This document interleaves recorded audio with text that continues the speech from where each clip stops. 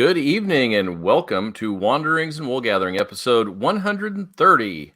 Tonight on the show, we are inviting a creator, a comic book creator to the show. His name is Tyler Chin Tanner, and he is from A Wave Blue World. The A Wave Blue World started in 2005 by Tyler and his, I assume, his wife, Wendy Chin Tanner. We'll ask him about that.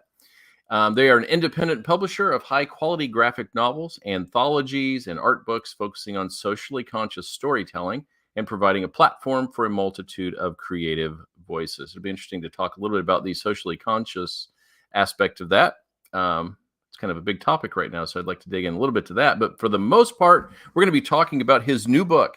It's volume 2 of Mezo. It's called Battle of Koban Rock. I'm going to ask him if I pronounced that correctly. Here's the first volume of Mezo right here. And the second one comes out next week. So we're going to talk about that tonight. If you like what you see and hear tonight, subscribe and leave a comment. Feel free to share with your friends. And joining me as always is none other than Metalhead. Step inside into his mind. It's boy band time. It's Metalhead Mundy. There he is, Metalhead Mundy himself. All right. Well, nobody wants to look at our ugly mugs, so let's just bring him in right now. Our guest tonight, Tyler Chin Tanner from A Wave Blue World. Here I am. Hey, there he is, everybody. Thanks for having me. Welcome. Yeah, great. So, yeah, I heard your intro. Happy to talk about anything you want to bring up. All of those. And yes, Wendy is my wife. So, we were actually married the same year we formed the company. It was sort of like a joint venture. Let's get married and open a company. We got married in July, and the company was in September. So, boom, boom. Wow. Yeah, and that's impressive. 2005, a lot of independent publishers come and go quickly, and you guys have managed to be around for 17 years and putting out really quality stuff. Yeah, thanks. Yeah, I mean, I still had a year to go in art school. I kind of like, they were talking about senior projects or, final things. And when, Joe Kubert was my teacher, and I was like, well, I'm just going to start. It was initially sort of just starting my first self-published comic book, which is Adrenaline #1, which I was working on this year. And I had to give it a name, that was part of the assignment, was the logo and everything like that. And so I came up with A Wave Blue World in a real sort of like casual, like fun sort of, atmosphere of like a student assignment. And it just sort of stuck. Like I ended up putting Adrenaline out under that logo, and people are confused by it at first, but it definitely like separated myself, gave me my own sort of feel to it. Like so many other companies coming out were just like one word, like the short, like boom, alias, whatever they, things like that. Like, I was like, yeah, well, different. So, where did that name come from? Yeah. Okay. So, I mean, I was just working on my assignment, trying to come up with a name for my, then just like, fake company for my assignment. And, obviously it's a twist off of Brave New World, which is a book by Aldous Huxley, and then a quote from Shakespeare from The Tempest. And, my theme and, has always sort of been like this, like you said, reading the company, the socially aware and conscious, which you think back to books like Fahrenheit 451, Brave New World, Animal Farm, 1984, things like that. Like that's sort of the vein that I wanted to work in, like either allegories or direct, storylines dealing with our culture, globally, politically, things like that. And so, but yeah, also wanted to have sort of this light, fun feel to it. So we switched it to like Wave Blue, which is sort of, water regeneration. Kind of got that like that vibe, almost like a surfer, but not like totally, but a little bit on that side. So yeah, I mixed it all sort of together. Like I said, at first it was sort of like a joke, like get this kind of like thing, it could look funny, like turning it in, but the more I got into it, I like it. And I don't mind if people mess it up. I hear people like Brave Blue, this and that. Like I don't take, like I feel bad for them. Like, oh, I'm sorry, I did that to you. Kind of like I don't take it like personally. I'm not mad when people get it wrong. As long as the tax filings and paychecks are spelled correctly, I'm good. Awesome. where did the social awareness part come from? Was that just part of your background and who you are? Yeah, that was why I wanted to get into independent. Like, if I thought about it, like, where do I want to go after art school? Work for hire, or is it independent? My biggest reason was I wanted to be able to tell stories that sort of spoke to something. I like to keep it broad. It's not necessarily like spot on political or this like that. But if we're not saying something about the world or who we are as people, and I always like harken back to like comic books, superheroes, Superman, all of that, like started in direct, um, response to a very large political event in World War II and the Holocaust and things like that. So, I mean, that's sort of the history of our medium. So I just wanted to embrace that side of it and just sort of let people know, like, don't be surprised if there's a social message in the comic you pick up from away from the world. I'm not pulling the wool over anybody's head here. Yeah. Comics are always good at mirroring the world and what's Mhm. going on at the time. So that's very cool. Yeah. Mundy, you want to jump in there? Yeah, I was going to take a second. If you guys don't mind, I'll take a second to explain how we became aware of your company. Yeah. We, I think, during the peak pandemic when Diamond Distributors shut down, our friend that owns our local comic shop, I mean, he was struggling to stay afloat just like everyone else, and he really started leaning heavily on ordering independent books that shipped directly to him, kind of, routing around Diamond to get product to put in people's hands. And Wave Blue World was one of those companies, and he ordered a lot of,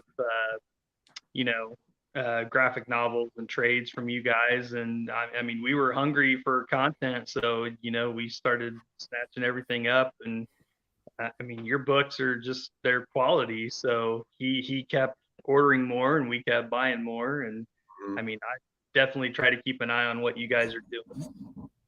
So Yeah. that's how we became aware.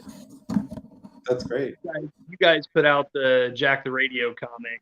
Mm-hmm. So, and that was, I mean, I had never heard of them. I didn't even know it was a band. That comic got shoved in my face and was like, hey, something you would like. And I'm like, oh, cool. And we ended up, talking to those guys and being friends with them. And we talked to you and Justin through that. And so here we are. Yeah, that's great. Yeah, both those stories. I mean, one with the comic shop, I remember that, sending them out some things. And with Jack the Radio too. I mean, it was really cool. Like, I've gotten to know the band. I met him down in Charlotte, where he's from, for Heroes Con. But before that, before he came up to me with the anthology, I didn't know his music, and I got his new album that we did the comic for, and I'm like, it's great. Like, legit, like listening to this album. So yeah, that's what I had never heard of them, and I looked them up and I'm like, holy crap, these guys are good. Yeah. So we just reached out, and it turns out the drummer is actually from Kokomo, where we live. So. Oh wow! No, I didn't realize that. Wow. Yeah, he's been back to visit family here, and we all met up with him, and so that was great. Great. Yeah.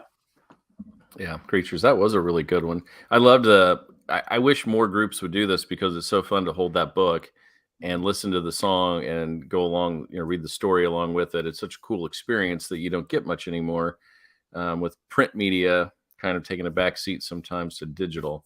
So I really appreciate you guys did that. Yeah, that was fun. Great project.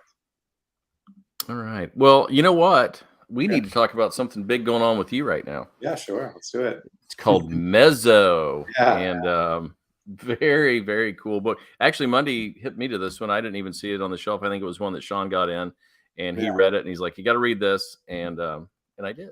And it was awesome. Yeah. It's the title that I've been writing the last few years. Geez, I mean, I think I started writing this in maybe even 2016 or something, when I really got it going. And then, volume 1, the complete book, came out and beginning of 2020. So shortly before the pandemic. So it did get fully out, but then it's sort of, its time span out there was immediately like, hit into the pandemic. And so it was fun to like do it again with volume 2 and get that out this year. I ran the 5 issues over the summer, and the collected volume is it's coming out next week. I've got a copy. I know you weren't able to show a copy, but Mhm. there's what volume 2, and that's what you're showing there is the first issue of volume 2. Correct. Yeah, and so here's the complete book. Yeah. Mhm. So yeah, super excited. Been really having a blast writing this title, working with the creators. Val Rodriguez, and who does the line work, and Gab Contreras does the colors, the main timeline. We have a separate colorist for the flashback, Varga Tomi, and yeah, I mean, feel like everybody's really been able to let loose on this one, and really grow into their style and their work, and was just so excited for how this one came out. Yeah, so. Why Mezo? Why that era or that time period for your story? So I mean, the story goes like I actually came up with the fantasy concept first, without actually the distinct. I mean, it was a loose concept, but it wasn't specifically Mesoamerican quite yet. I thought maybe foresty, and actually some of the images came to me actually when I was in Africa in sort of the jungle, and some of that thoughts came there. But it was the artists that I wanted to work with, and he went to the Kubert School as well, a few years behind me, and we met after he graduated, and we are just talking about working together, and I'm like, what do you like to work on? And I mentioned fantasy, like I would love to write a fantasy series. And he's like, oh, we do a fantasy. I would love to design the world and the characters based off around, Aztec, Mesoamerican, Inca, history and architecture and things like that. And I was like, well, that sounds amazing, right? And I'm like, well, if you're willing to draw that, I will do the research. So, I went and got all the books that I could, all the materials, and educated myself as best as I could. But we did make it a fantasy world because I mean, one that would be difficult to create an entertaining story just purely from the history. I mean, I'm sure there's stuff there and people have done that, but also I didn't want to I don't know, put myself in risk of like not telling something correctly, or am I the correct voice to tell that thing? And I'm just like, yeah, no, I don't quite want to get into that. So yeah, it's a fantasy tale that's like highly researched and inspired by Mesoamerican history. Yeah, I really like the touches there. It's very easy to see the aesthetic and of that time period, but you bring the touches in with like the magic or sorcery, whatever you want to call that, and Yeah. like the forest giants and all that. It's Mhm. some really cool stuff going on there that lends to the fantasy. Yeah, I had a lot of fun like putting a lot of like fantasy elements into it, right? The story could almost exist like without it. It's very much sort of like culture clashing, warfare. Most of that is just, weapons, blades and things like that against each other. But then like being like, well, this is a fantasy world, so getting a little bit more with the creatures and a little bit more of the magic in the background type like thing. It's not like overpowering. It's not tons of wizards like shooting magic beams at each other, but like there is, it's almost sort of like a really because I play off of like different forms of religion. There's the very overt preacher-esque follow my words and my God type like thing. And then there's the very like understanding the world we live in, essence of existence, sort of magic type thing. So Yeah, it almost I would more almost I said magic, but I think maybe a better descriptor would be like maybe mysticism or yeah, shamanism or something like that. exactly. Yeah, it's a little more like that. Yeah. Yeah. One thing I was talking to Mundy about, I've only read the first volume. I think he's read both because he got the single, so he knows what happens. So don't spoil anything. Mhm. But one thing that I was talking to him about it was, it's cool that the world looks beautiful on the page and you've done that work, but it doesn't matter if you don't care about the characters. And so you've got some very interesting interplay with the characters, and a villain who could be a protagonist, through the first one, and I can't wait to see where it goes. Talk a little bit about your characters and how you do your character work. Yeah, well, this was an interesting one because it was an ensemble, became an ensemble cast very quickly. And I realized like it almost didn't even like it began supposed to be very more centered on Rodin and Kima as the main two characters, but as I sort of built this world around them and everything that happened with them, and there's so many characters that go in and out, and I really didn't want to like limit myself just to those two. I mean, they represent the two sides nicely, and one's, you know, nobody's like, you know, the purely evil character out of those relationships. Um, but then, yeah, I mean, there's so many complex sides, and I wanted to play a lot with that. I mean, a lot of this is about allegiances and loyalty, and what who do you choose? You know, loyalty towards your people versus ideas and things like that.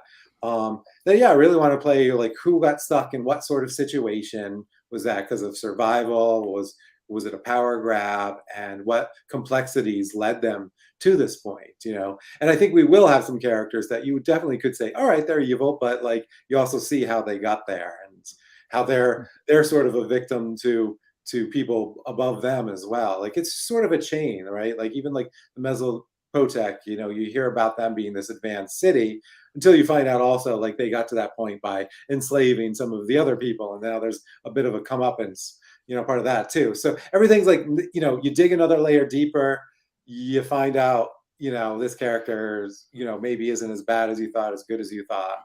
You know, that's what I wanted to play with. And you know, with as the cast grew to a certain level, I didn't want to make sure it just didn't expand and expand, and we're not going to have like multiple tangents. But I think we reach sort of like this comfortable like 9 or 10 or so, and we'll sort of see how they keep. You know, you'll see people run across each other and away and back again.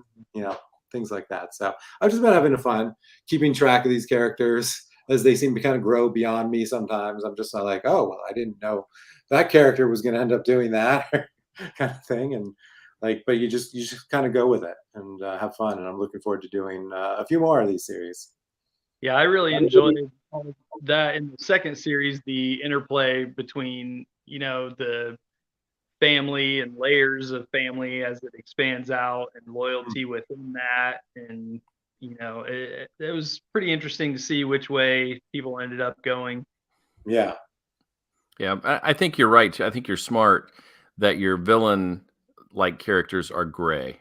You know, yeah. rarely is anything black and white. So we Mhm. can relate to them more. There's more of an understanding when they're, kind of a gray character. And so it's pretty smart. But you mentioned they're growing. The Yeah, idea comes and then you change as you go. Did you have a basic outline like eventually this is where we're ending? yeah. Oh, absolutely. It's just the middle has sort of expanded out. You know, and hopefully not too wide. Like I think it's still pretty like streamlined in some sense. It's just sort of like fattened along the way rather than just, you know, trying to keep the tangents from going too much. Like, but yeah, no, I was well, at one point all of volume 2 was part of volume 1. Like Battle at Coben Rock was supposed to be the finale to volume 1, and then I was just like, well, I will never get there. I mean, unless I wanted to make it 10 issues or whatever, which, you know, doesn't make sense just the way that things are marketed in trades. And for like a brand new series, I didn't want, you know, give somebody like, you'd much rather start off like, you know, with this size than double that. And that's sort of just what's been happening. Like I know where I'm going with this. It's all set to the coming eclipse. Like that'll be the sort of the finale of this long form story arc, you know, not the individual ones. So what's grown is sort of what takes place before we get there. And I've got to make sure it doesn't get too much long, because people might be like, I thought this thing was coming already. You know, like everybody's acting like it's about to show up. So I won't stretch that out. But I mean, as you get more like into each of these characters and you want to tell a bit of their backstory, and I do find the flashback fascinating. Like I don't want to reveal too much, but like with each step we sort of take in the main storyline, I like to reveal a little bit more in the flashback. So as long as, you know, each new volume is entertaining in its own right, which I'm really excited for volume 3, The Trial of Rodin. So you know, I think this is a blast to write. I think it looks so great when I get the material from the artists, and people seem to be feeling the same way when they read it. So I think that's all you kind of need to keep something going for a little bit. So that's what I plan on doing. Yeah, it's definitely fun to read. Cause I mean, when I got the first book, now was the first series, was it released as single issues? No, so with the first one, well, I just released the first issue of the first one, and then Okay. the book came out like 2 months later You because, guys, you yeah. guys have done that with several, but like release kind of a preview first issue and then release the graphic novel. Yeah, we tried that for a little bit. We haven't been doing that now. I don't know if I'll go back to it. It was one of those things where it's like almost like the confusion was like worse than the advantages. Like there are people that loved it and like totally understood and they're like, "Oh, that's cool." But then there was always these stores that were like, "I'm so confused," and like, or the people, the readers, and their confusion was worse than the positivity of the people that liked it. So, that's why we went back to the 5 issues with volume 2. And of course, the same thing happened that I knew would was like orders drop for each issue. Some people can't find a number 2, and they're like, "I got 3 and 4, but I couldn't find the," which is what I was like hoping to avoid. Like just like here, have a cool number 1 with like taste of the story and preliminary sketches and stuff, and then just jump right into the trade. Um, but like again, like you know, people can still do that. They still could just buy the number 1 and then just buy the trade if they wanted to. So I guess in this way, it's choices for everybody more. I actually ran into that with Crash and Troy because I got the first issue and our friend ordered the first issue and he didn't realize it was going to keep going in single. So I'm still waiting on a number 2 and 3. So Oh, I'll send you some. Yeah, no, Diamond sold out. he's already ordered them, so. Okay, good. We did sell out in Diamond, number 2. That was the first one we sold out on. We still had copies of number 1 left, and number 2 sold out because. Well, I think he said it was available. If it's not, then I'll get a hold of you. So, Well, so on Friday they were gone. So if he could have been, that could have been the order that made them disappear. Because I remember waking up on Friday and just being like, "Oh my God, Diamond's at 0." And so what that could have been was the people that like didn't realize it at first ordering it. So I don't have enough to sort of send to Diamond, and they don't like it if they're like, you just have like 50 copies or something. We don't want to like more hassle to get them back in and get them back out. So I'm just sort of keeping an ear out if somebody needs it. I have a few left there, but yeah. If that happens in the future, then it turns out I know a guy now. So Yeah, exactly. Right. and so I'm just going to try to be consistent from this point forward, right? Like I just made the decision to go back to issues. We're not going to do a lot. Like we will do some straight to graphic novels and we'll do some anthologies and things like that. But if we run something that has like a form of a series, we'll just print, the 4 or 5 issues. Awesome. 4 for Crash and I Troy. will pass that info along to him. So Yeah. but what I was trying to say was that the Mezo is definitely fun to read, and I love the graphic novel. It's always nice to have a complete story when you sit down to read something. And sometimes if I know something is going to be a miniseries, I will wait until I have it all and then read it all at once. Or, I sometimes I'll trade weight on things, but I don't really love to do that. I like to support what I want to support. Yeah. So this one, Mezo, was so good. It was hard. I couldn't wait until I had it all. So now that I have it all, I need to sit down and read the entire thing again, the second series.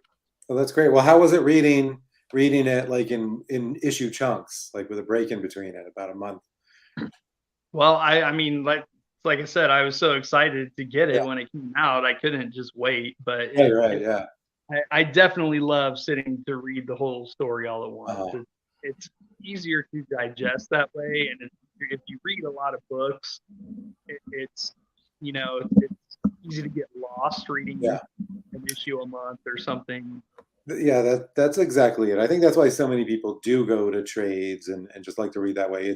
It's easier to read. I mean, that's how most people write it. I mean, if you're writing a 4 or 5 issue story arc, right? I mean, the monthly thing came about more when it was just a single adventure per issue, and to have something continue over was a rarity. But like even if I can't sit down and read the whole thing, I don't necessarily want to wait a month per chapter too. So that can be a ways, but it's what people have gotten used to, and it makes for good like marketing. Each month you get something new, like, oh, remember this, because people need to be reminded of things sometimes over and over again. So if you get to do that every month for 4 or 5 months, it can help. So market has definitely moved to trades. I think certainly for getting them into like regular bookstores as opposed to comic shops. It seems, especially like the big companies, they want like a 5 to 7 issue story so then they can put it in the trade and get it on the shelf. Yeah. No, absolutely. And it'll have, a chance at a longer shelf life that way, which is great. Yeah. I'm the rarity. I think I like the serialized nature. I want to get to the end and be like, oh, I got to know but then I've got to wait. And I think that's part of the charm of comics, especially if you have a good writer who has those great cliffhangers. Yeah. It's like a TV show in the past when we had to wait, Right. So I had a question for you because obviously you're on here and we're both very complimentary because we love the story.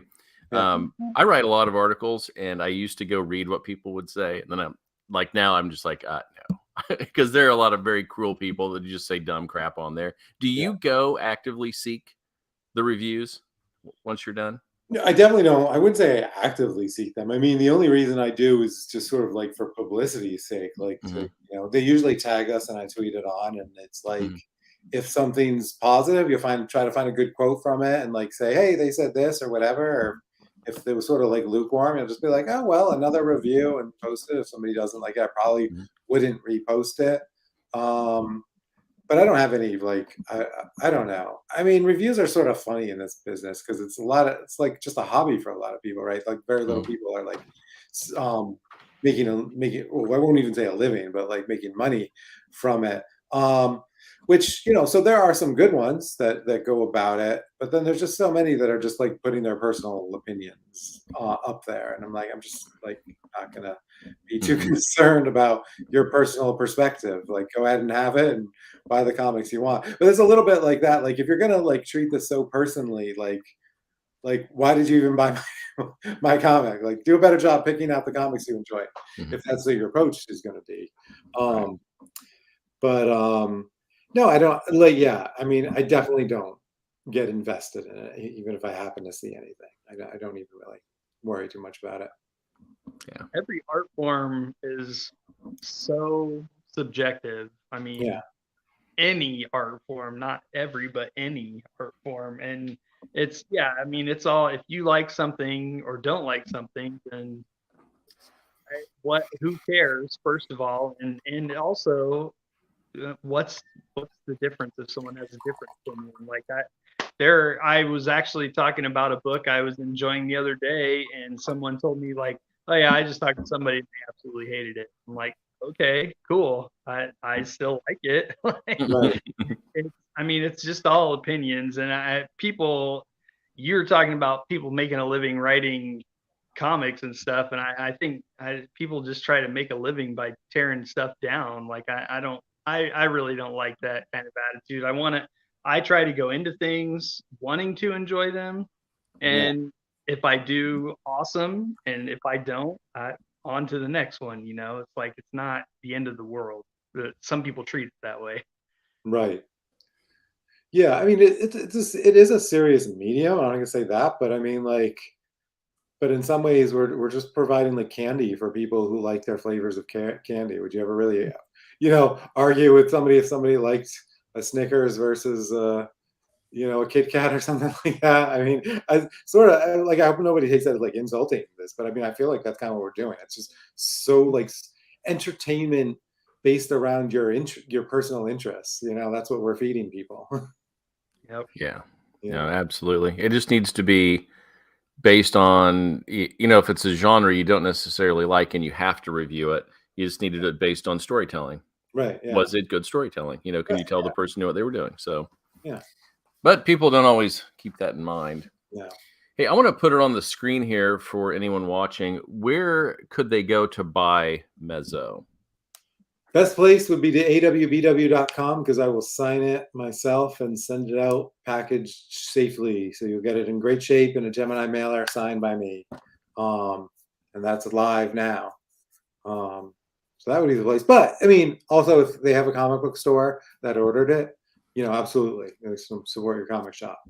But yeah, for anybody that doesn't know, like, oh yeah, I'll just run down there on Wednesday and grab it. Like that's how you can get it. And it'll be out to you this week. Yeah, tell your comic shops. Yeah, if your local comic shop does not have it, just tell them to order it. And Yeah, that too. Yeah, they can order it to Diamond. They can get a hold of me, directly through the website. And I will be happy to send out direct, like I did to the shop in Kokomo. Mhm. Hey, so you said, this coming week is the release of Volume 2. When are you planning to release in singles Volume 3? The same. Hopefully, we'll hit the same schedule we hit this year, which is to start number 1 in May, run it through September, book out, end of October, early November. Okay, very good. Yeah. And you've already got all that planned out, huh? The writing is done in your mind, so to speak? Well, I mean, the actual scripts for the first 3 issues are done into my artist. He just finished Yeah. number 2 and he's on number 3, so I'm writing number 4 now. And yeah, I already had the outline pretty figured out even before I started. So yeah, no, it's going right. I wouldn't be saying it'd be out in May if we weren't already on it. So yeah. So you're writing this one, you're running a company. You're obviously an artist as well. Are you working on anything else at A Wave Blue World right now? Personally, I mean, I am. I'm trying to work on my drawing a little bit. I would love to be able to draw, like, I don't know, some short stories, or maybe get back into doing like layouts. I'm thinking maybe on my next series, I might try to do like pencils, layouts, and maybe just get a finished artist over it. But it's tough to find the time, and I got Mhm. kids and family and things like that. Like, it's just about balance. I've been trying, especially with the pandemic and everything, through things kind of for a loop. I'm like, really, like, I think that's just life in general, but like, I don't want to overcommit myself. But yeah, I would love to be able to draw some stuff. The only other thing that I can say, like, that I am working on is a sequel to The Orphan King. I did my first YA title. Geez, what was it, 2 years ago now, a year and a half ago? I would love to do a sequel to that. So that's sort of on the back burner. Like, I am thinking through volume 2, but Mezo and the company and everything have been keeping me pretty busy. Is Orphan King like Arthurian? Yes. Yeah, it's a twist off of it. And so it's not Arthur. I named him Caden, Prince Caden.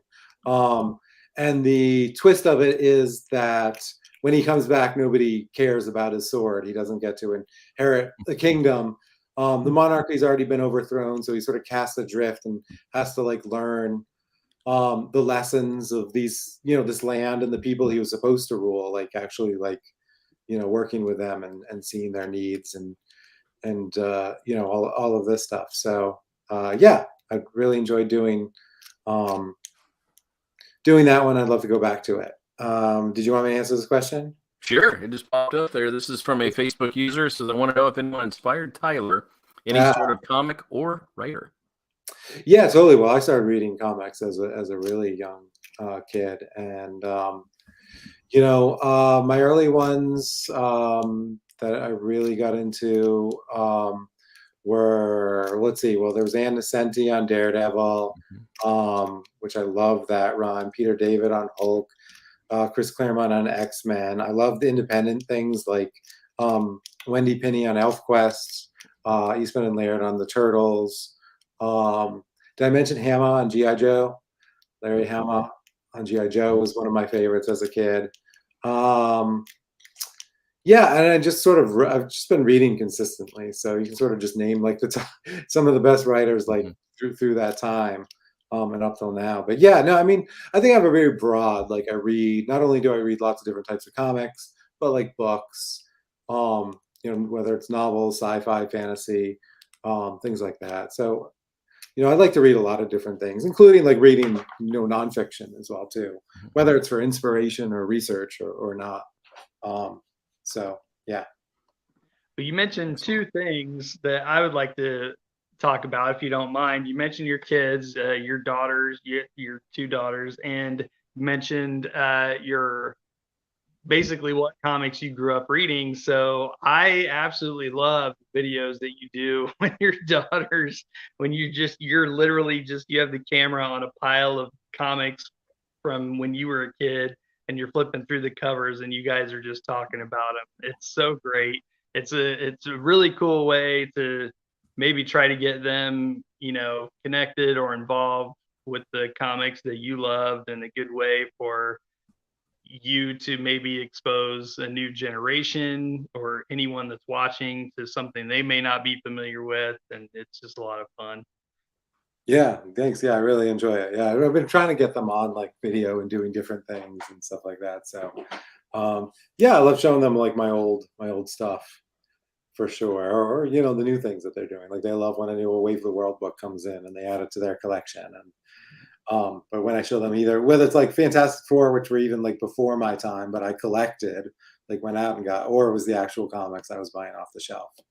The G.I. Joe was the last one that I saw, and you did like 2 or 3 of those because you had so many. You broke it up, I think. But that was great to see all those covers. That was a blast from the past. Oh, good. Yeah, I'm glad you dig that. Yeah, I just like some of it was just sort of rebagging because I went in there and I was like the bags, it gets sticky and everything. So I was like, man, I need to get these. And it's fun to just pull them out sort of like raw, like feel the paper on paper, like stack before you rebag them in there. And just like, yeah, just flipping through all the covers because yeah, so many of them just you forget like how awesome they are. Like they really hold up. It's not one of those things like the cartoons. Sometimes when I watch like cartoons that I watched when I was a kid, I'm like, these don't hold up very well. Yeah. But like the comics do. You're like, Mhm. Look at this. So that's the great thing, like pulling something out that you read as a kid, and being like, to them, yeah, it looks pretty much as good as something coming out now. So. And I know also you have been making the rounds quite a bit in the cons over the last few months. I don't know if you are going just for, I mean, are you going just to represent a Wave Blue world, or are you kind of going more because you have this book coming out, or both, or what? It's a mix and match. I mean, most of the time when I go to conventions, I'm going like with a booth or a table for a Wave Blue world. But with the pandemic, and I really cut that out. With New York Comic Con, I just never bought a table. I wasn't sure I wanted to commit, so I just got myself a badge. And so I went and I got to represent Wave Blue World a little bit because I had artists there. I brought them books and things like that. But yeah, I got to spend a lot of time just going to see these creators that I loved. Some of them, modern, but some of them from the 80s when I was reading and get to be a fan. I mean, it's something you miss, both I think because of the pandemic and for doing this professionally, is I miss just being like a fan that loves like comics and these creators. And so to be able to go around and see them. And even in Baltimore when I had a booth, that's where I saw Ann Nesenti and some of these others. I just ran over there with my old books. I love to bring my old books. Like this is something I bought off the spinner rack. I kept it in decent shape, but it's not like near mint, and I'm not bringing it to them in like a Mylar, like cut out for them to sign. Like nothing against that. And I've actually done that a couple times. It is kind of fun. But like, that's the exception. Whereas like the main thing is just to take the comics that I read and bring that to them. And just like, here are the actual comics that I bought. I've done that several times too. I mean, it's a comic that obviously has been read many, many, many times, and it's in the best shape, but it's still, that is representative, the comic that you love, and meeting this creator that you've been reading since you were a kid. Mm-hmm. It's a lot of fun. I actually, over just like a couple of months ago, my wife and I went to Libertyville, Illinois, because there's a museum there, had a Bill Sienkiewicz exhibit, and he is my all-time favorite artist. Yeah. And I actually found out he was going to be there for a signing. So I'm like, we're going to that. Yeah. And so that was pretty great. And he was only signing like 3 things and whatever, so that was fine. But yeah, I've met him before, but I've had him sign old beat up comics, and it's just awesome. Fun as a fan. It's just to get that name on that book. It's just a lot of fun. Oh yeah, Bill is great. I mean, he's so good, like for so many decades now too. Like, I mean, in the 80s, he was doing stuff on New Mutants and Electro Assassin and Stray Toasters that were blowing people's mind, and he's just been going at it ever since. And he's great. He's a really nice guy too. I don't know him all that well. He came to the Kubert School once, and I've seen him at a couple conventions, and yeah, seems like a great guy. I've met him twice now, and the first time I met him in like 2007, I totally fanboyed out. Yeah, yeah. a huge pile of stuff for him to sign. He was so nice and so gracious with his time. And Mundy was there for 4 hours. Come on, Mundy, let's go. Yeah. No, he's great. Yeah, he's one of my favorites from that era. Are you going to get up to Chicago or Indiana for either of those cons? No, I'm not. I don't know when I'm going to do something that requires a flight, for a while. Because I mean, two issues. I mean, one is extra exposure for getting sick, but also like it's just so much to bring like stuff out there and to do this setup. Back when I was like just a artist alley with a small stack of books and a retractable banner, like it was a little easier to get around. But now it's like I could go back to that and just sort of be like me or whatever. But I don't know. I prefer like going to the shows where I can set up a booth and show our different books and represent them. So yeah, just driving. I mean, I'll drive a ways out. Like I'll drive to Charlotte and maybe I'll go to a few more in that direction. But yeah, that's about it. I'm gonna keep it pretty conservative too. Like I'll do some shows, but I think also just doing more things online actually has a better reach. Like because then you're not limiting yourself just to the people who go to that show. So yeah, try to do more things online, mix it up a bit. Cool. So you mentioned, well, the question was asked about inspirations, but we had decided beforehand that we were going to answer 3 things. We were going to each say who our favorite all-time or older creator was, favorite current creator, and then our favorite issue. Yeah. So do you want to kick us off with the first? Do you want to do the all-time or the great? I mean, my all-time. I mean, I thought about it a little bit, but it was pretty easy. I have to go with Joe Kubert for his body of work, the way he ran his career, and the fact that he was like my teacher. I think I really just take a lot from him. Which is funny. I didn't actually know his work that well before I went to the school.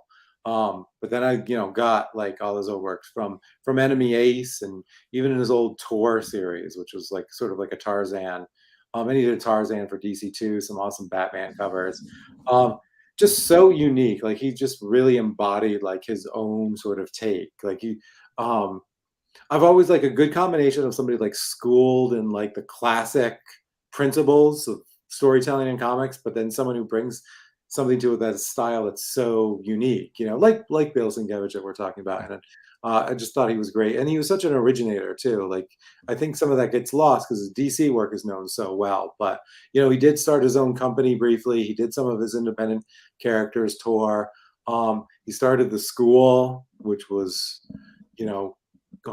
quite unique to have a school dedicated for cartooning and comic art. So and I feel like I sort of like model my career a little bit about that, like really having a very broad sort of take on what I'm bringing and contributing to the comic industry. Yeah. Is that where you met Gavin Smith? Yeah. Like Hubert? Okay. I kind of figured that was the case. Mundy, are you going with Bill?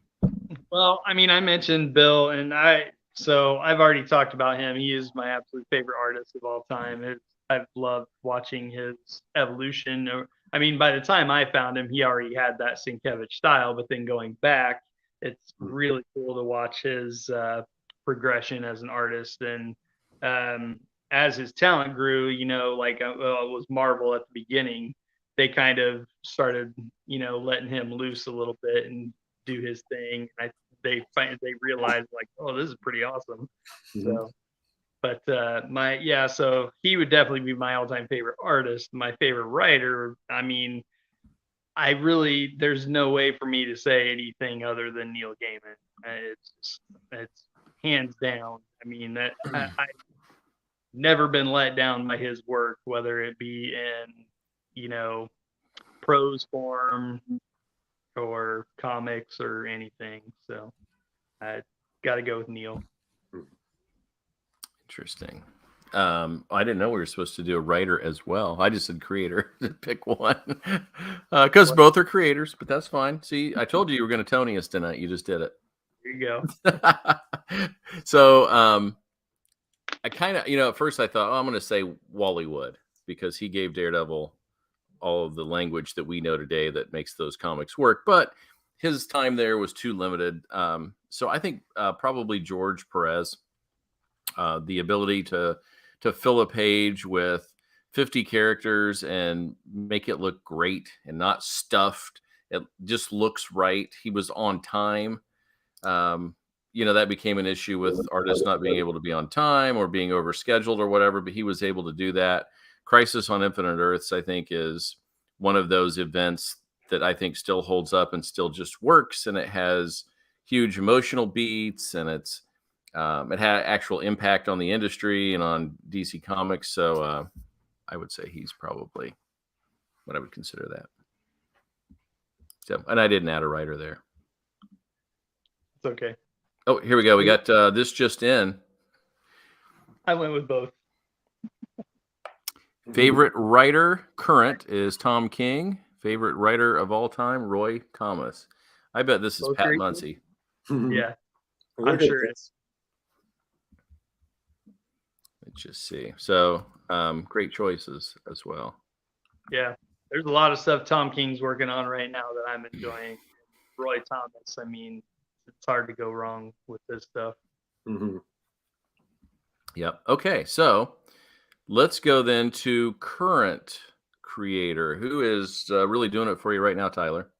I decided to go artist in the last one, so writer on this one. That's how I was mixing it up. I'm going to go with Ram V. Oh, yeah. Right. Nice. I just love, These Savage Shores was the first one I read, and it's still probably my favorite work of his. I mean, I'm a sucker for historical fiction mixed with some fantasy, obviously, as it kind of fits with like Mezo there. But yeah, no, I just love that a time period piece that has its own sort of creative take. I just absolutely love that. It just blew me away. After that, I read Layla Starr, The Many Deaths of Layla Starr, which is really good. I think that's almost become the more popular one, which it is very good. And Felipe Andrade's art on it is fantastic. His earlier one you got to pick up. I think Image collected it. Blue and Green is really good. He did that one before These Savage Shores. And then I don't read a lot of superhero stuff, but since that's what he's doing right now, I read his Catwoman and currently reading his Detective Comics with Raphael Albuquerque on it. It's fantastic. It's not like I love Catwoman and Batman. That's not a stretch at all. But to read, monthlies. Oh yeah, and I heard he did Venom, but I haven't read that one yet. Yeah, he's doing a very nice job on Venom. He had a lot. Donnie Cates had done such an amazing job creating this new mythos with Venom, and he stepped right in and he's kept it going. And it's really good.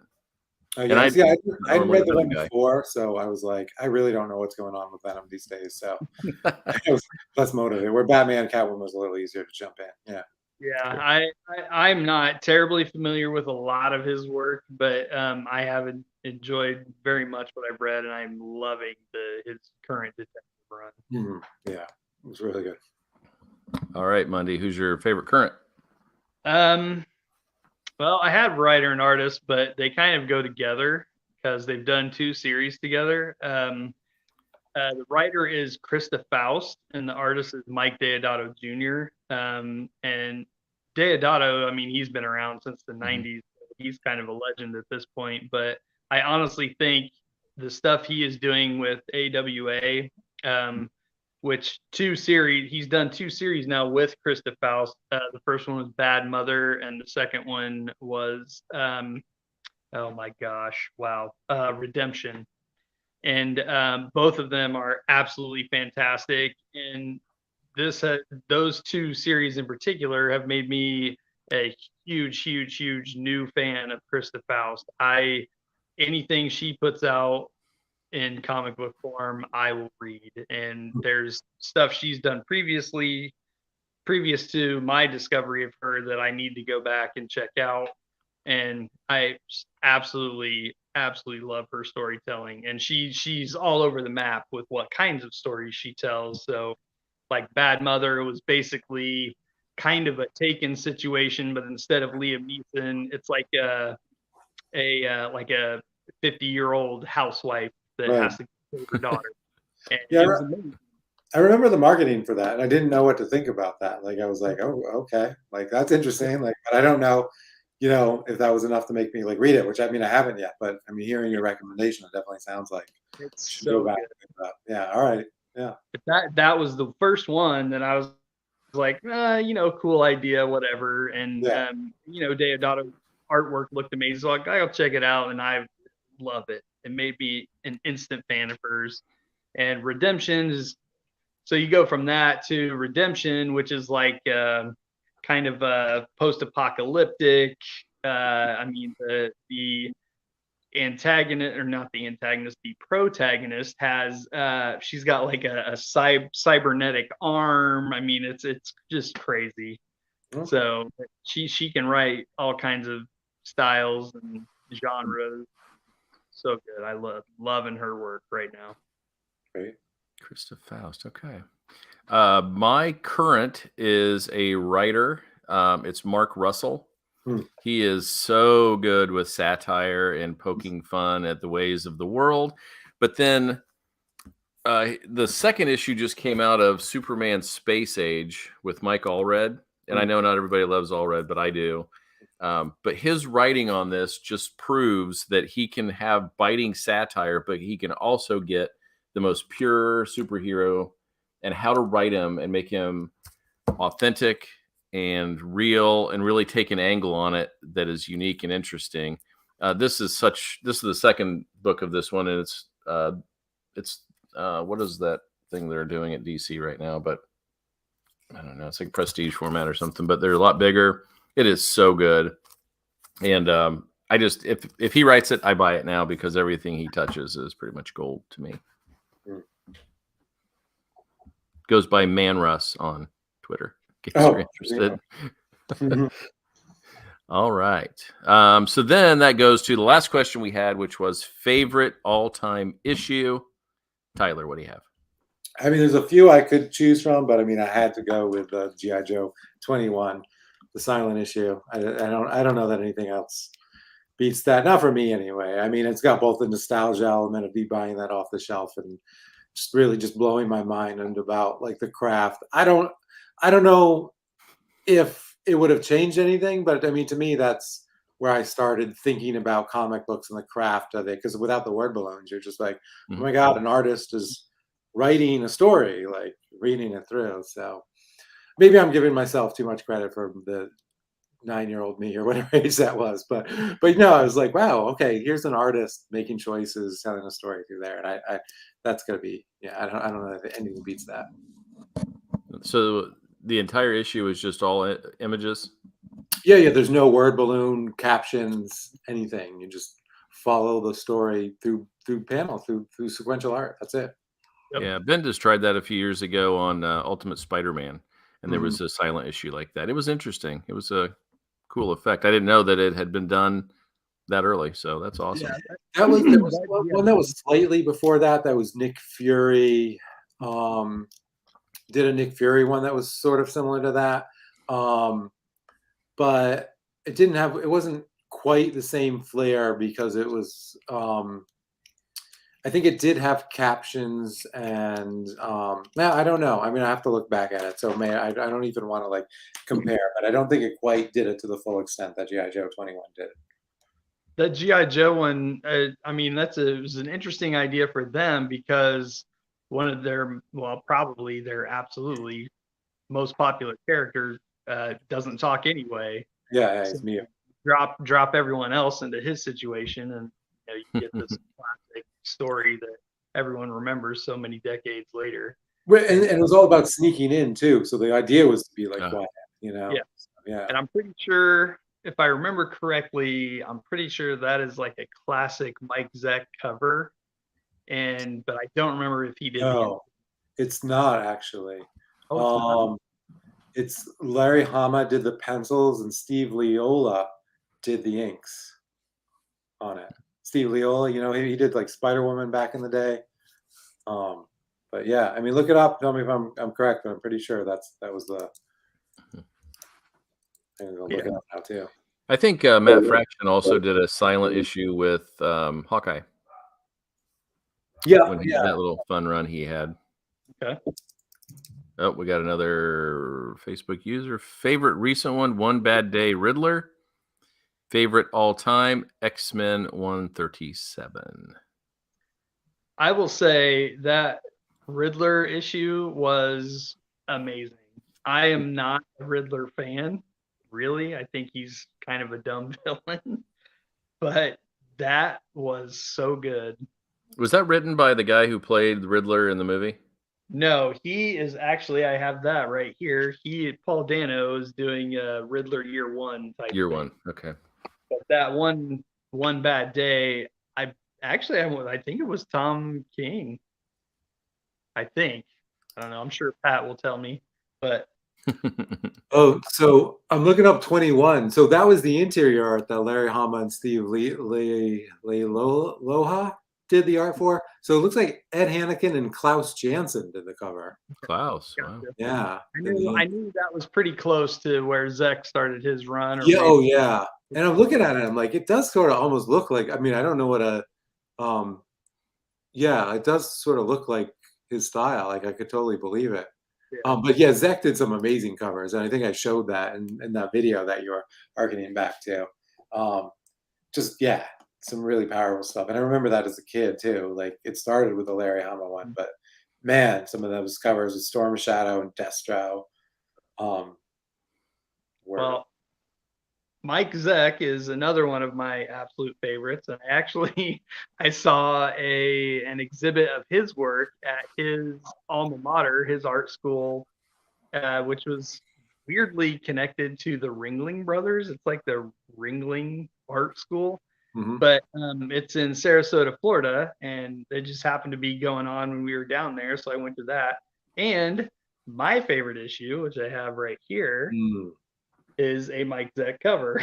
It's the Captain America 332, which is where the first time that he gives up being Captain America. And that it really blew my mind as a kid. This came out, I mean, I was like 11 years old, I think, when this came out, and it blew my mind, and it really kind of made me love Captain America even more, because I mean, he's always been a favorite.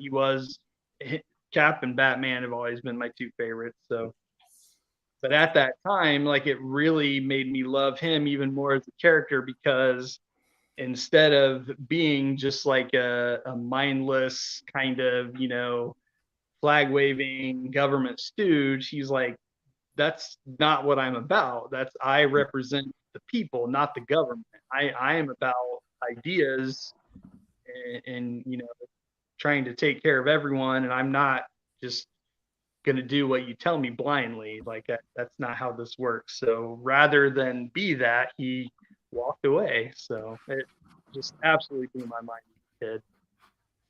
Yeah, it was great. Zek did some amazing Captain America covers too. That one with the Wolverine on the shield and everything. This was great. Very good.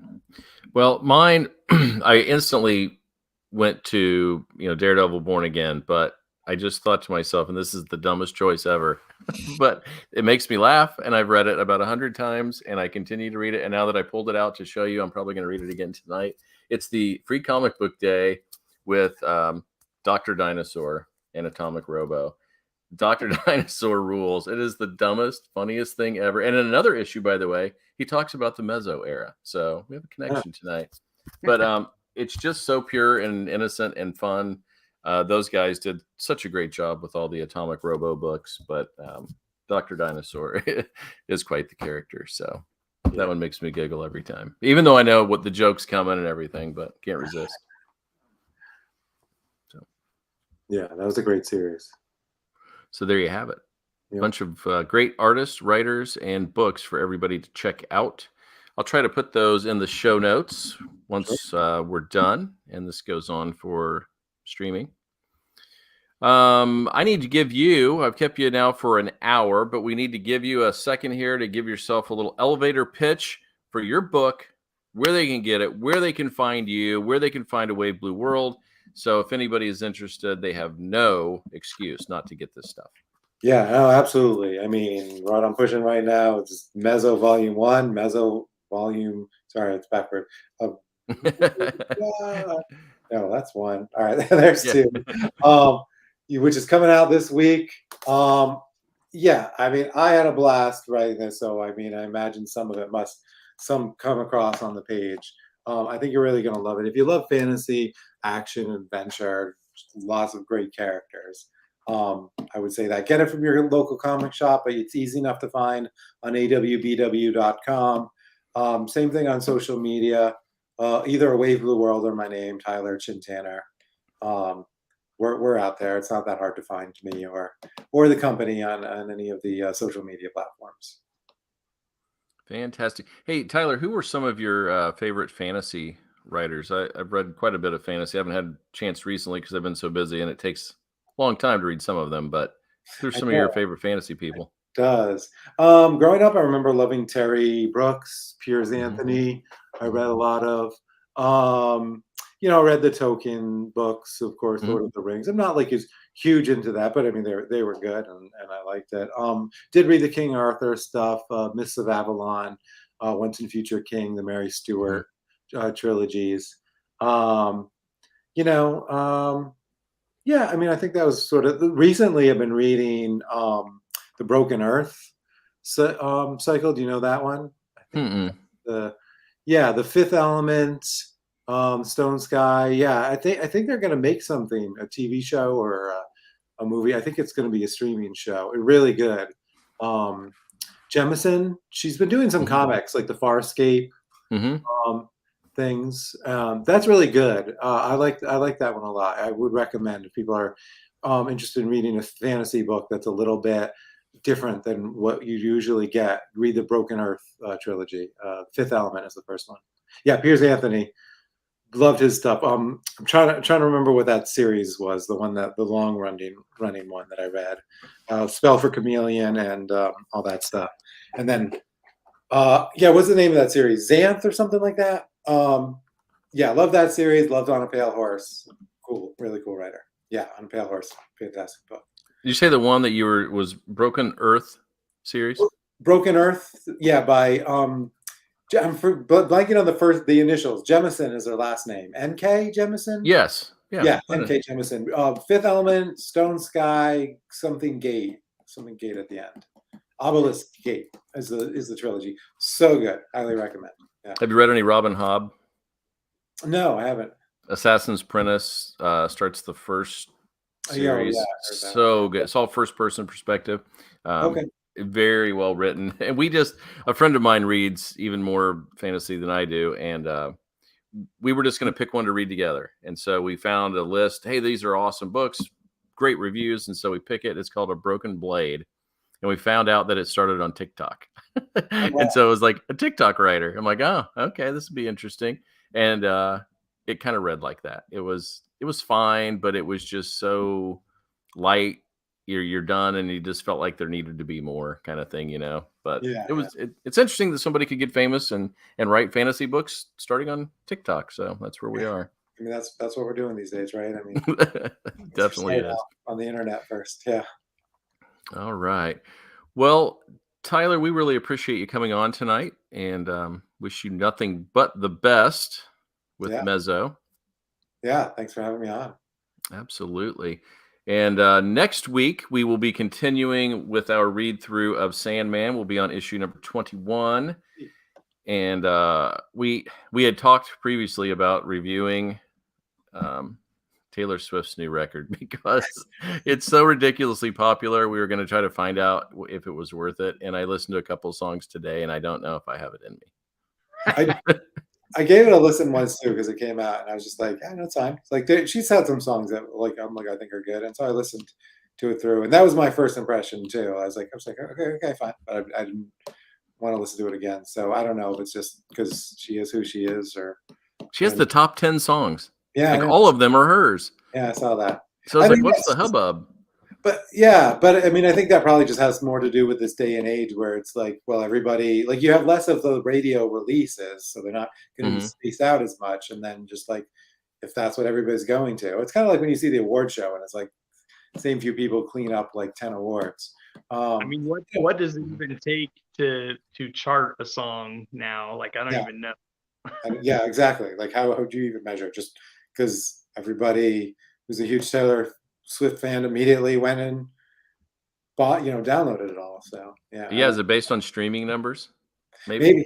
Yeah, it must be something like that. So of course she's got the biggest fan base that just came out, so they're listening to the whole thing, right? And you know, it's not a single system anymore because of the radio. They're probably listening to the whole album. So, Interesting. I didn't know we didn't talking about that. Didn't see that coming, but sure. No, well, I told we you I always thought try to that. we always try to review what, or at least let everybody know what we're going to be reviewing the next week, because that's usually the largest part of the show. But there's not a lot coming out right now, and so I just threw that one out there, and boy, I don't know. We'll figure something. That sounds cool too. Maybe I'll listen and read along. I've been meaning to go back, but those first ones aren't quite as good. I mean, they're good, but like I was thinking about picking up. And I remember the first one so well, and I just saw the show, so I remember him being captured and everything. So I was like, oh, maybe I'll pick up like after the Doll's House or something.